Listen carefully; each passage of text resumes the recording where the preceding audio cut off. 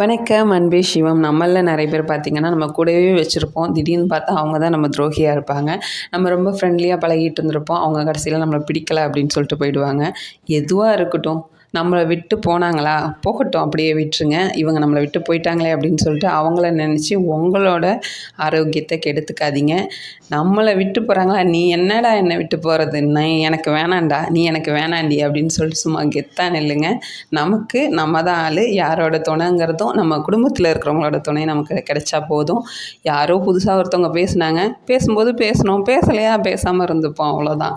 ஏன் பேசலை, எதுக்கு பேசலை அப்படின்னு சொல்லிட்டு போட்டு 1008 யோசித்து நம்ம மைண்டை, நம்மளோட உடம்பை நமக்கு எடுத்துக்கக்கூடாது. அவங்க நம்மளை விட்டு போனாங்க இல்லையா, அவங்க ஐயோ இவங்களை மிஸ் பண்ணிட்டோமே அப்படின்னு யோசிக்கிற அளவுக்கு அவங்கள கண்டுக்காமல் வாழ்கிறது அவங்களுக்கு கொடுக்குற ஒரு பதிலடின்னு சொல்லலாம். ஸோ அதனால் நம்ம சிறப்பாக வாழணும், செம்மையாக வாழணும் அப்படிங்கிறதெல்லாம் தாண்டி அவங்கள கண்டுக்காமல் இருந்தால் போதுமானது. வீடியோ பிடிச்சதா லைக் பண்ணுங்கள். தேங்க்யூ.